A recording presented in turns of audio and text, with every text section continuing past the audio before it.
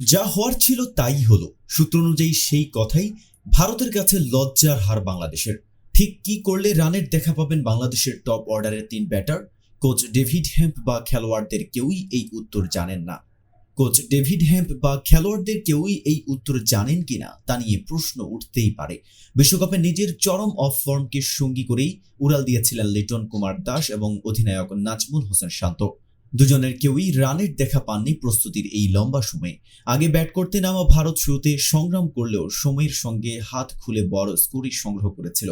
জবাব দিতে নেমে ছেড়ে দে মা কেঁদে বাঁচে অবস্থা বাংলাদেশের। নিউ ইয়র্কের ঝকঝকে পরিষ্কার রোদের দিনে ব্যাটে বলে টাইমিং করতেই ত্রাহি দশা টাইগারদের। এক মাহমুদুল্লাহ রিয়াদ বাদে কেউই খেলতে পারলেন না টি-20 সুলভ খেলা। তাতে বড় হারে বিশ্বকাপ প্রস্তুতি শেষ করল বাংলাদেশ। শনিবার নিউ ইয়র্কে বিশ্বকাপের ওয়ার্ম আপ ম্যাচে বাংলাদেশকে 61 রানে হারিয়েছে ভারত। আগে ব্যাট করতে নামা ভারত নির্ধারিত 20 ওভারে 5 উইকেট হারিয়ে 182 রান সংগ্রহ করে। জবাবে নির্ধারিত 20 ওভার ব্যাট করে 9 উইকেট হারিয়ে 121 রান সংগ্রহ করে বাংলাদেশ। এদিন ভারতের দেয়া 183 রানের লক্ষ্যে ব্যাট করতে নেমে প্রথম ওভারেই সৌম্য সরকারের উইকেট হারায় বাংলাদেশ।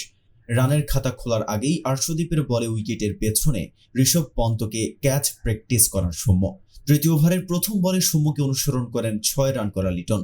আর্শদীপের বলে ছত্রখান হয়ে যায় লিটনের উইকেট। একই ওভারের পঞ্চম বলে সাজঘরে ফেরেন অধিনায়ক নাজমুল হোসেন শান্ত। 6 বল খেলেও রানের খাতা খুলতে পারেননি বাংলাদেশের অধিনায়ক। মোহাম্মদ সিরাজের শিকারে পরিণত হন তিনি। মাত্র 10 রানে 3 উইকেট হারায় বাংলাদেশ। যুক্তরাষ্ট্রের বিপক্ষে সিরিজে তো লিটনকে বসিয়েই রাখা হয়েছিল 2 ম্যাচ। বিকল্প উইকেট রক্ষক জাকের আলীর বাজে কিপিং এবং ব্যাট হাতে ব্যর্থতার সুবাদে তাকে আনা হয়েছে স্কোয়াডে। কিন্তু চরম বাজে অবস্থার মাঝে থাকা লিটন এবারের সুযোগটাও হারিয়েছেন হেলায়। আর্শদীপ সিং এর ভেতরের দিকে ঠোকা বলে খেই হারিয়েছেন। ব্যাট আর পায়ের ফাঁক গলে বল গিয়েছে স্টাম্পে। সৌম্য সরকারও বোকা বনেছেন এর আগে। সেই আর্শদীপের বলেই আউটসুইং হওয়া বলটাই স্ট্রেট ড্রাইভ করতে গিয়ে সহজ ক্যাচ দিয়েছেন উইকেটের পেছনে। আর অধিনায়ক নাজমুল শান্ত যেন তাদের চেয়েও পিছিয়ে। 6 বলে 0 রান করে মাথা নিচু করে ফিরতে হয়েছে বাংলাদেশের অধিনায়ককে। সিরাজের বলে বড় শট খেলতে চেয়েছিলেন, কিন্তু অফ স্টাম্পের অনেকটা বাইরের সেই বল কেন মিড অনের উপর দিয়ে খেলতে চাইলেন সেটার ব্যাখ্যা হয়তো শান্ত নিজেই ভালো দিতে পারবেন। জাতীয় দলের টপ অর্ডারে ব্যর্থতার চিত্র একদিনের নয়, তবে সেটা থেকে বেরিয়ে আসার জন্য যে প্রচেষ্টাটুকু করার দরকার জাতীয় দলের স্বীকৃত এই 3 ব্যাটার তা করতে পারবেন কিনা সেটা নিয়ে আছে বড় রকমের অনিশ্চয়তা।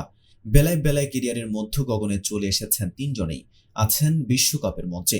তাদের ব্যাটিং ব্যর্থতার মাঝে শুধু প্রশ্ন, কবে আসবে টপ অর্ডারের সুদিন?